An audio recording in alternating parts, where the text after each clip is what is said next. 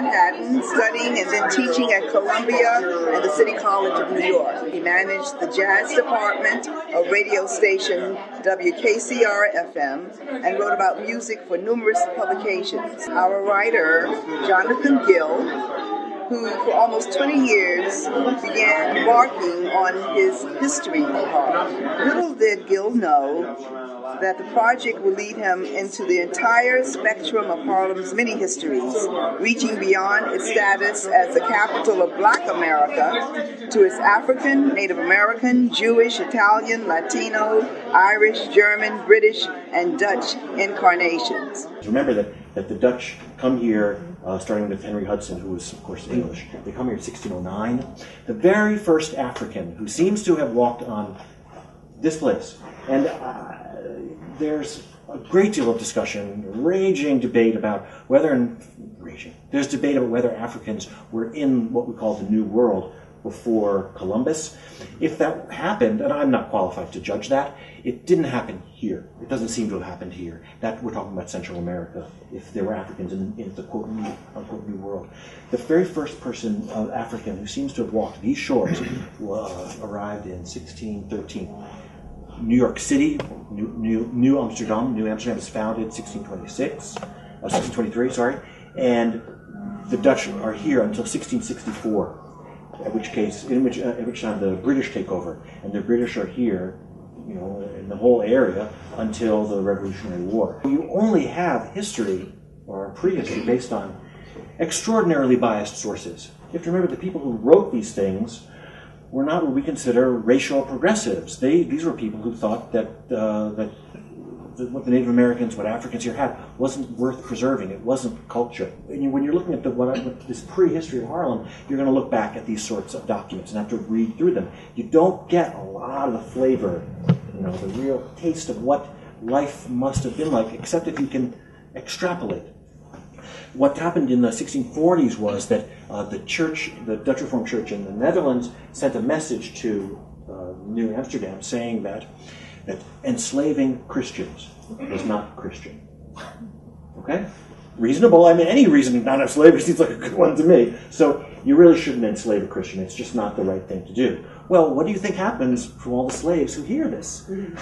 They all rush to church to get baptized. Okay, so they're Christians. They've just freed themselves. And the Dutch church here actually started turning people away from requests to be baptized in the Spirit of Jesus Christ, whatever.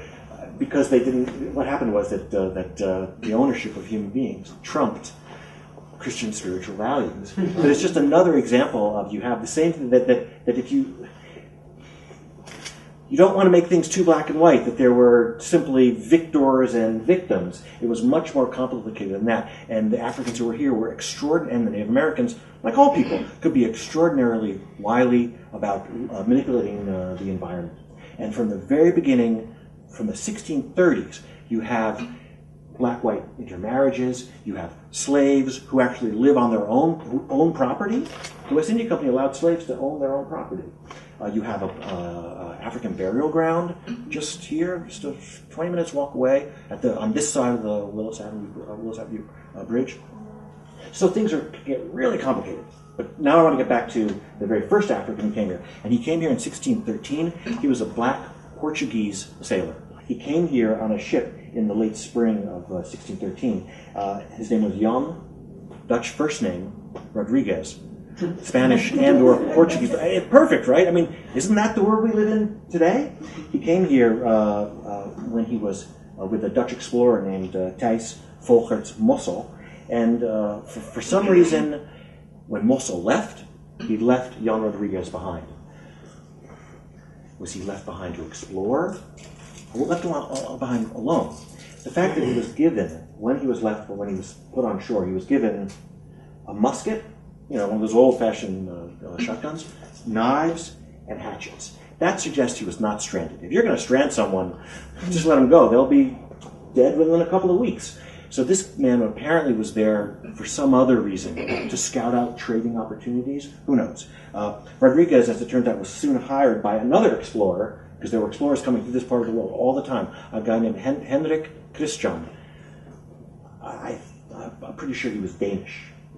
The Danes were also here. The Bronx is named after Johannes Bronx, who was a Danish explorer. Anyway, so Jan Rodriguez, black Portuguese seaman, is hired by a Danish explorer to translate and to negotiate with Native Americans. It's one of the factors of African life here that they very often served as intermediaries with Native American communities.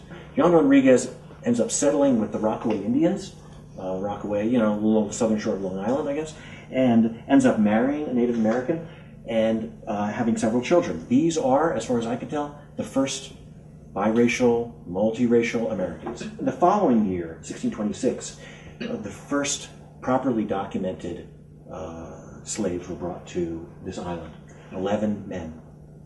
And they were bought by the West India Company from pirates who had stolen these slaves from a Spanish ship. Imagine the experience.